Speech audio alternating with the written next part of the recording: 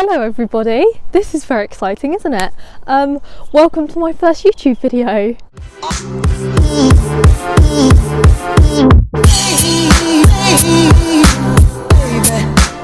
I figured the best way to start with this new venture is to do a meet my pets, because I'm aware with this many animals it can be a little bit confusing, and I figured this would be a good way to introduce you to me and all the animals, and also to have something you can go back and look at if you're ever confused, if I'm mentioning animals and you're like, who is that?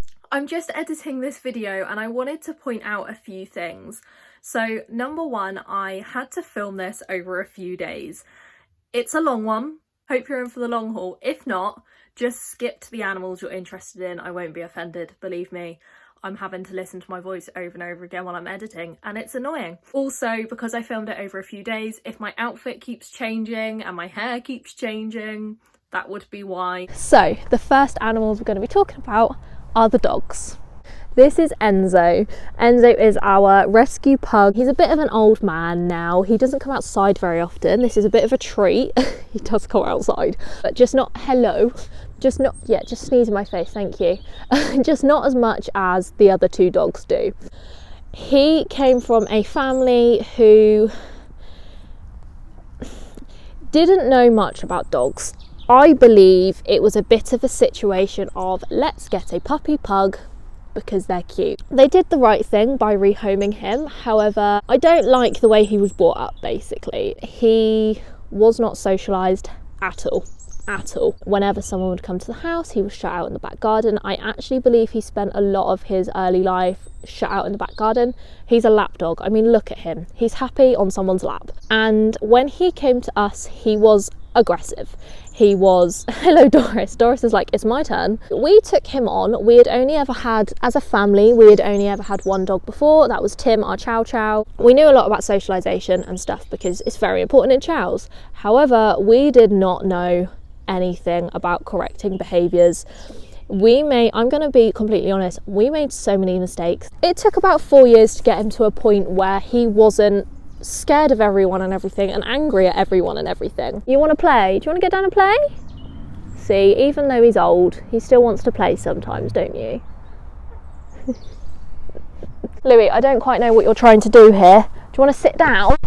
Oh my god! Louis is an English show Cocker Spaniel. It's a bit of a funny story with Louis. So my dad worked at local dog kennels, just a boarding facility, as a bit of a handyman, just doing odd jobs. And he saw Louis sat in the kennel. Louis was a little bit nervous, a little bit reserved. And Louis was there quite regularly, and my dad kind of got to know him. One day his owner turned around and said, we can't handle him anymore. He's going off to Battersea Dogs Home. And that was when my dad said, no, he's not, he's coming home with me. So that day, there and then, my dad came home from work with a dog. Talk about impulse, right? Not promoting that at all. So Louis was a 2-year-old spaniel. Now, anyone that knows anything about spaniels will know they're high maintenance, they are hyperactive, adorable, lovely temperament, but mental. He's a bit weird, I'm gonna be honest. I'm sure I can find some footage of him being a bit weird. He's like, yeah, you can give me attention please. Like I said, high maintenance. Next we're gonna talk about Doris. Doris is in play mode. She's not wanting to sit and talk, so we might lose her. No, Doris, no, come back. I feel like the only way you guys are gonna be able to see her is if I just sit at this angle and just throw her ball back and forth for you guys to see her running. Anyway, so this is Doris. She is a Rottweiler cross Dog de Bordeaux. Very cute. As you can see, she's adorable. So Doris is 7 years old and we rescued her in January 2022. So when we went and picked her up, it was about a 2-hour journey. She was rescued. I don't want to go too much into her history because obviously she wasn't our dog at the time. It's another family's situation. All I'm going to say is she was immensely loved and that family did not want to give her up. She had been ripped away from everything she knew and she was sat in a car with me for 2 hours, and from that point on she hasn't left my side. Have you, baby girl? She decided I was her person from then, and that hasn't changed in the just over a year that we've had her, which I'm very happy about. She is the most intelligent, the most well-behaved, the most perfect dog I have ever laid eyes on. She did take a little bit of training. She was very well behaved, but she didn't know like basic commands, which tells me that that's just her natural temperament. It's not training that's made her that way. That's just her natural temperament. And walking, oh my god, she never needs a lead ever, because she will just walk next to me. I actually have to tell her to leave me so that she can get some exercise, or do things like this where she just plays the whole time. I love all my dogs, but there's something special about Doris. So the next animal I'm going to talk about is one that, I'm going to be completely honest, you're probably not going to see much of, and possibly might never see her on YouTube, and that is Rosie, my nan's cat. My nan lives with us and she moved in with us when we moved here. Rosie is really, really sweet. However, her and Louis have never got on very well, I'm going to be completely honest. So my nan lives in a room downstairs and she has a cat flap in her window, and Rosie just comes and goes from there. I don't really see her very much, and therefore you guys probably won't see her very much. But what I do see of her, she is really, really sweet. I wanted to mention her, even though I'm pretty sure you guys are probably never going to see her, unfortunately. You might see her if you're lucky. So the next animal I'm going to be talking about is Winky. So I got Winky in February 2020. February 2020 is in fact when we moved into this house. So the old people that lived here had bunnies, and they basically said, do you want them? I said yes, thinking, how could you just give away your pet like that?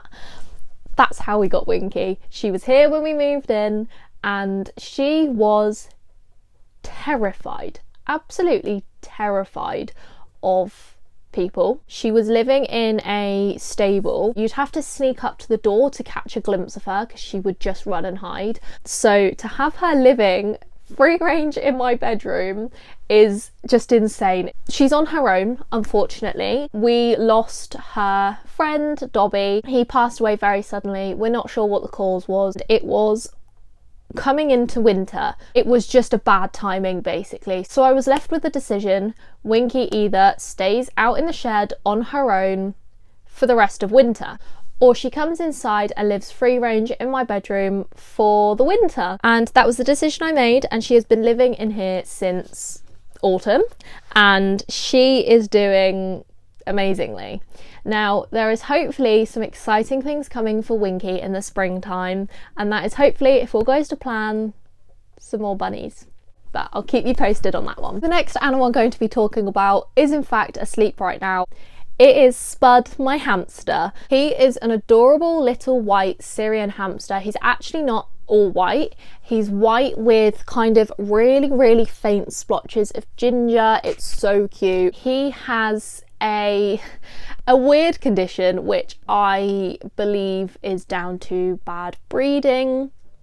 He is missing a bone in his leg, in one of his legs. He deals so well with it. He just gets on with it. He can sprint on his wheel at full speed, no slower than other hamsters I've had in the past, and he can climb, he can dig. To be fair, I always forget he's got a weird leg, but that's just part of Spud. Okay, so the next animal, they've just wandered off. That was good. The next animal I'm going to be talking about, if you couldn't already tell, is the sheep. This is Joey. When we first got Joey, he came with his brother. It wasn't really his biological, it might have been, but I don't think it was. They were both orphan lambs. We got them from a local farmer. They were going to be produced to be meat. Unfortunately, Freddie, who we got him with, passed away in February 2021. I actually cannot believe how long it's been. So Joey did live on his own for a little while. He actually made very good friends with the dogs randomly. He would play fetch with them. We would have him free range on the yard with us. It was adorable. He was so cute. So Joey is basically a big lovable oaf. We did bottle feed him as a lamb because, like I said, he was an orphan lamb, and he was adorable. He was such a cute lamb. He was like all dark brown. Oh, he was so cute. I miss baby sheep. They're so cute. So after Freddie passed away, we wanted to make sure that Joey had the company he needed. We came across this lovable little guy, Henry, and his mum Bonnie, who were looking to be rehomed. That was perfect timing, Bonnie. Oh my god. Hello. Oh my god, he's so cute. Bonnie was a breeding ewe and she was being retired from breeding. Basically, she lost a lot of condition when she had Henry. So they wanted a lovely pet home for them and they came here. And Henry has just been the biggest ball of mischief ever. He's currently trying to eat my notepad. Let's not do that. Stop eating things. Henry likes to cause chaos. He is the mischief maker. He once got himself stuck between a fence and a field shelter and we had to pull the fence apart to get him out. He's just so good at escaping. He escapes from everywhere all the time. And also one time he kept escaping from one place and we couldn't work out how he was getting out. And then, would you believe this? He taught the other two how to escape. Joey's like almost twice his size and he managed to teach him how to escape. Bonnie is the complete polar opposite. She was raised in a herd like most sheep are. She wasn't raised as a pet sheep. She's got so much better since we got her, but she's still a bit nervy compared to the other two. they really want their dinner. I'm gonna go feed them now. So the next group of animals I'm going to be talking about is the birds. We do have 6 ex-barn raised hens that we got back in, I want to say around June time. I think we rescued that group. So they were from a group called Fresh Start for Hens. So basically we don't have battery hens in this country anymore. However, we have the next worst thing, which is barn raised. Most of them come with fairly no feathers. This group that we got back in June actually had a decent amount of feathers. They actually looked fairly healthy. However, they were really, really aggressive. They were the most aggressive chickens we had ever met. They were really kind of aggressive around food. They would chase the dogs away. That makes me think they had to fight for their food to a certain extent. We also have Bruce, who is our cockerel. He wasn't a rescue. My dad basically wanted a cockerel, so we got a cockerel. You've probably heard him in the background of this video actually. So we've got some kind of smaller breed chickens. So I'll start with, this is where I do not know how to pronounce the breed name at all. I've never been able to. I'll put it on the screen here. We have 3 of these chickens, one of which is a cockerel. We actually had some of this breed before, one of which was a cockerel, and he was the sweetest chicken I have ever met. You'd pick him up and he'd fall asleep in your arms. He was called George. He was so cute. Now this new chicken, we've had him a while now. We named him Charlie when we found out he was a cockerel, not knowing that would be slightly ironic. Now you remember the viral video back in the day, Charlie bit my finger? That has come true way too many times on the yard. Charlie is evil. We also have 2 hens of that breed. One is called Lola, the other is Mavis. Mavis is a lot older than the others, and actually whenever Charlie is evil and tries to tell us off, Mavis gets between and kind of tells Charlie off for being evil. It's the funniest thing. They are kind of my brother's chickens. He named them. Lola is so sweet. She's so cute. The final chicken we need to talk about is one that, I've just realised the wire. Oh. The final chicken we're going to be talking about is a bantam cockerel. So this one I have talked about on my Instagram, and a lot of you were very interested in the story and the kind of issues around it. So one day we found a chicken on our muck heap. We believe he was thrown over our fence and dumped. Unfortunately, it's become a bit of a trend to hatch eggs, and because chicks are cute, right? What happens to those chicks once they've hatched? You've got 50% chance of getting hens, 50% chance of getting cockerels. Some people are just oblivious, and what people don't realise is no one wants cockerels. Cockerels don't lay eggs, they're noisy, they can be really aggressive, no one wants them. So when you end up with these unwanted cockerels, what are you going to do with them? Unfortunately, it's quite common for cockerels to be dumped places like this on small holdings. If we hadn't gone over to the muck heap that evening, he would no longer be with us. We have foxes in the area. We are very aware we have foxes in the area. We are very careful of shutting all of our birds in at night. He was so vulnerable, and oh my goodness, he was so tiny. He had the cutest little chick face, and he was making like this chirping noise. We wanted to get him hens, however the birds are in lockdown. We can't get him hens at the moment, so hopefully in the springtime we'll be able to get him some hens for some company. We never really named him, we just kind of let it happen. We just ended up calling him Little Man, so his name is just kind of Little Man now. Let's go on to the geese. The first goose I'm going to talk about is the first goose we actually got, and that is Noddy. He is around 2.5 years old now, I believe, which is insane. When I was writing my notes up for this video, I was like, 2.5 years old, my little baby is 2.5 years old. We wanted geese mainly because they are guard animals.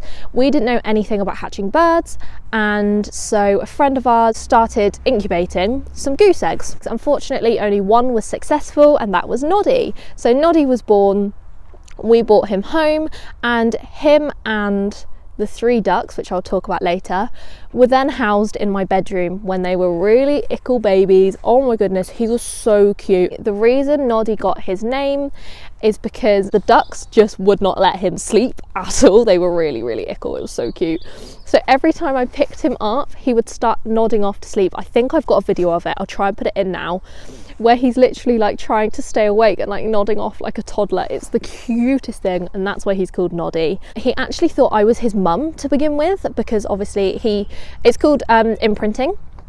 So basically, when specifically a bird is born, the first kind of moving living thing they see and are around for a long period of time, they will presume that's their mum. So he thought I was his mum. It was the cutest thing, and equally the ducks thought he was their mum, because they were hatched, put with this goose who was obviously a much bigger much bigger gosling than they were. So they were like, mum? So poor Noddy at a day old became a mum.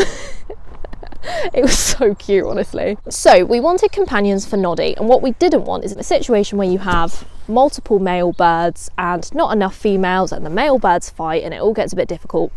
So we thought, we're not going to hatch anymore, and we found someone who wanted to rehome 3 geese, 3 female geese. So there was a catch with these 3 geese, apart from the fact one of them was a male, which we'll get onto later. The catch was, one of these, Esther, was best friends with a duck called Albert.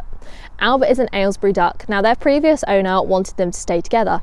Albert was brought up around loads of other ducks, but just decided he wanted to be a goose. So from that point on, he was a goose, and he now lives with the geese. He thinks he's a goose. We have other ducks that he has been in a field with, never shown any interest. He is a goose. In his brain, in his poor little brain, he's a goose. He must be so confused when those geese start eating grass. So we brought home these 4 geese, one of which was a duck. And then we started to notice something. They all looked very similar, but one just had a different build. We started to realise she was a he. So he is called Cooper. So then we ended up with 2 males living with 2 females. Not an ideal situation. So we thought, right, how long is this cycle going to go on? We need to get more geese. That is when we found 2 more geese that needed a home. So these 2 are called Jemima and Lucy. So we got those, we rehomed them. We now have 6 geese and a duck who thinks he's a goose.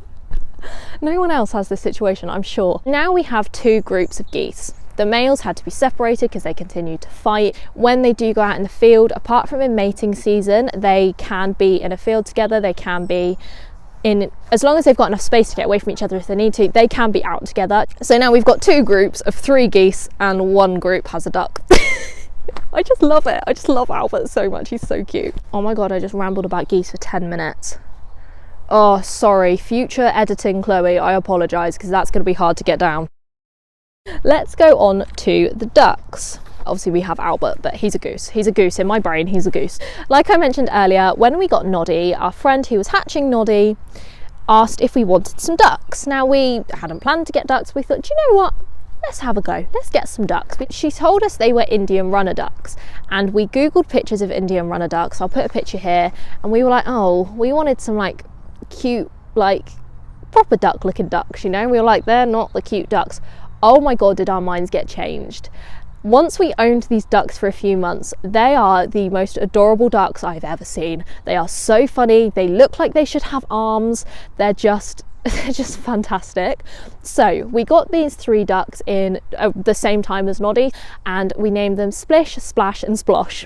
Confusingly, very confusing. They are one of our favourite animals on the farm. Obviously we have quite a range, and they are one of the favourites of most people that visit as well, especially in summertime when they're out, because they'll walk in a straight line just across the car park, all like upright like this, with their little feet like pitter pattering across the car park. It's so cute. And then we decided we wanted more Indian runner ducks because they are just adorable. So we got 4 more Indian runner ducks. They were white with orange beaks, your basic kind of typical duck looking duck, but upright. It's so funny. And we named these Tinky Winky, Dipsy, Lala and Po because one of these ducks was a lot smaller than the others. It was a bit of a runt of the litter. And I don't like saying that because runt just sounds so mean. She was so cute, but she was really tiny, and we kind of knew that she possibly wouldn't last as long as the others. Unfortunately, she is no longer with us, but that's why we called them Tinky Winky, Dipsy, Lala and Po, because obviously the Teletubbies, Po is really little compared to the others. We introduced them to our other 3 runner ducks, and they now live as a 6. And they're just brilliant. I absolutely love the runner ducks. They're so cute. This is a really difficult angle to film at because the Shetlands, I could crouch and that's fine. Pippin stood up, I'm cut out, and he's cut out the bottom, so I don't really know what to do. On to the ponies. This is the first pony we're going to be talking about. You can only see his eyeball right now. You're going to come and say hello? Hello. He's got feed all over his face and all over his lead rope. He's just had his dinner and he's made himself a right old mess. This is Pippin. He is an Irish sports pony. He is 26 years old. Aren't you, my little grumpy old man? And he is 13 one hands. So Pippin was my kind of first pony, my childhood pony. I'd had a loan pony before him, but he was my first owned pony. So we got him when I was 10 years old in 2014. We've had him ever since, so nearly 9 years. It'll be 9 years at Easter. We've had you, yeah. It's crazy, isn't it? He's just like, can I go back in the field now? When we got Pippin, when we were looking for Pippin, I really needed a confidence giver. I was an extremely nervous rider. I still am, but I was like terrified. And Pippin did that for me. Pippin gave me all the confidence I needed. When you picture your perfect learner first pony, that's Pippin. He kind of grows with you. When I first got him, he was a lazy, ploddy riding school pony, and any beginner that gets on him, he is a lazy riding school pony. But then when I got to a stage where I was more confident and I wanted to jump and I wanted to go galloping through fields, he was well up for it. We got him when he was 18, so he was already older, but when he was excited, when he knew I could handle it, he got excited.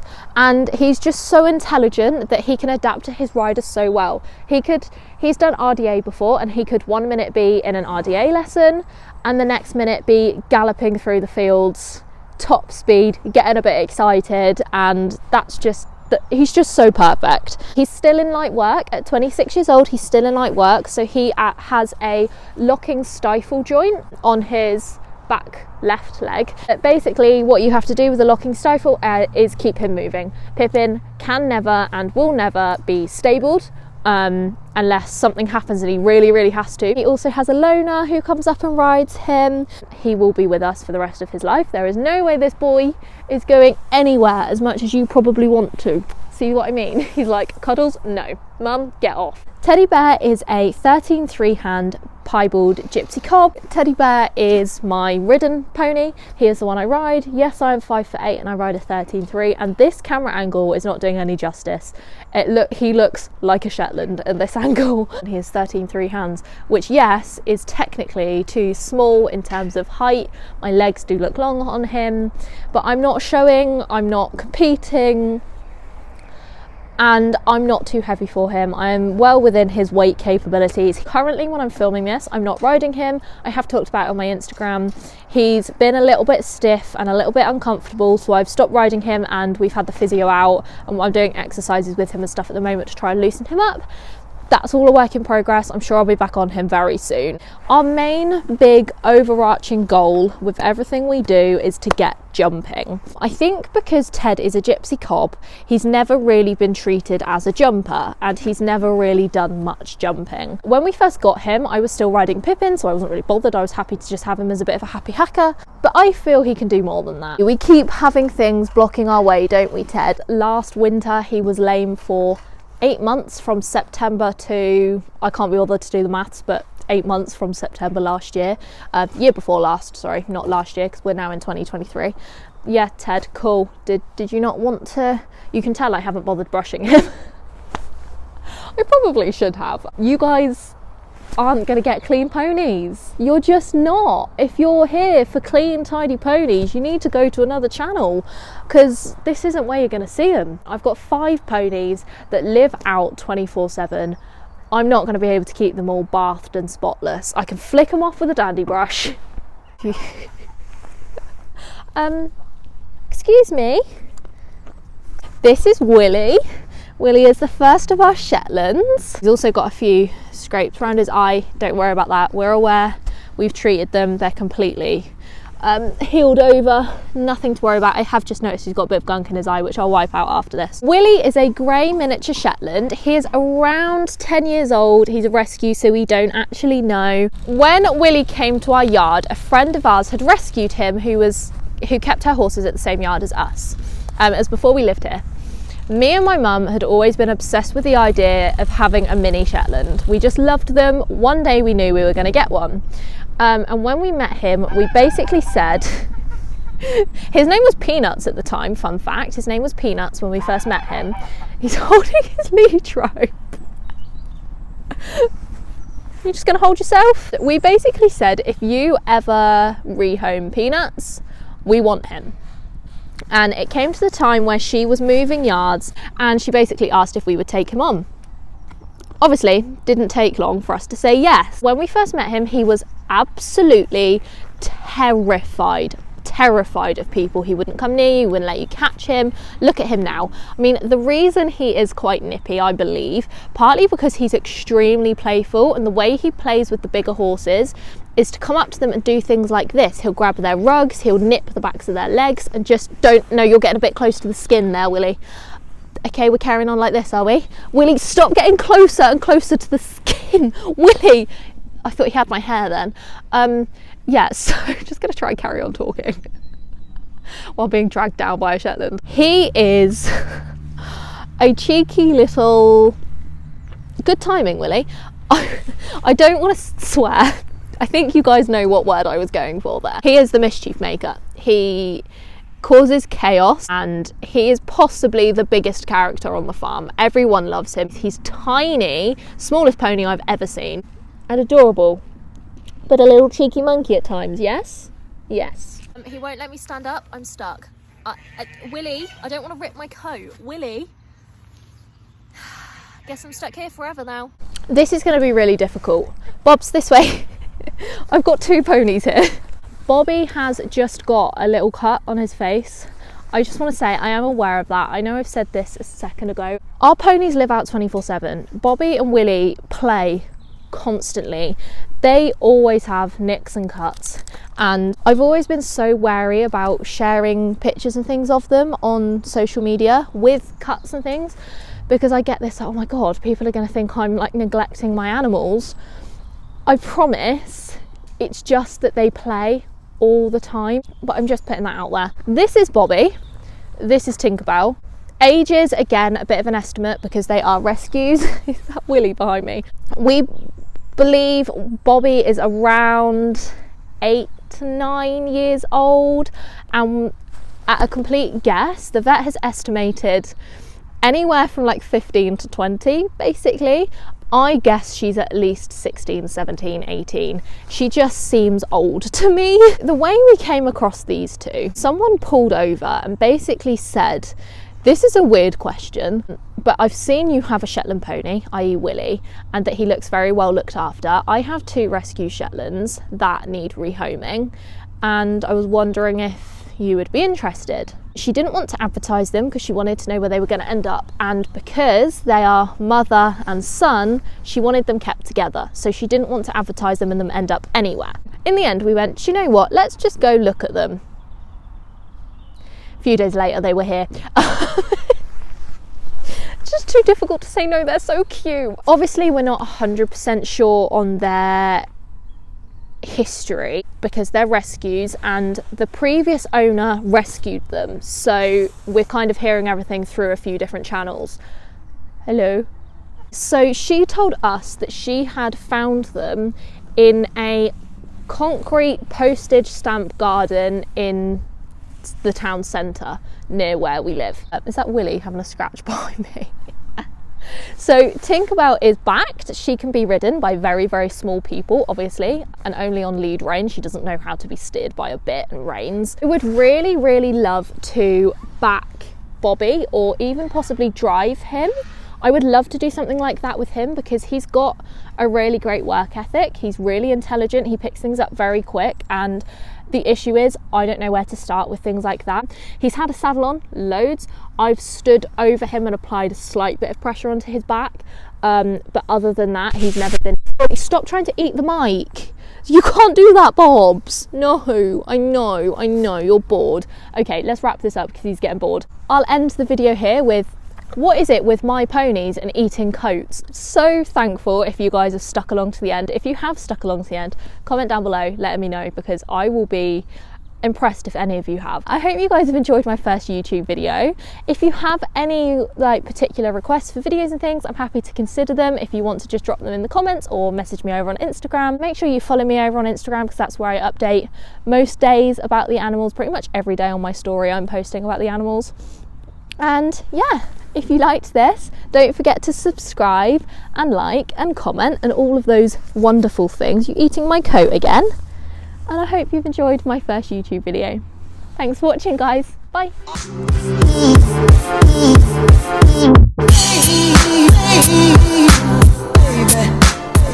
Ted just started doing a poo right next to me. Anyway.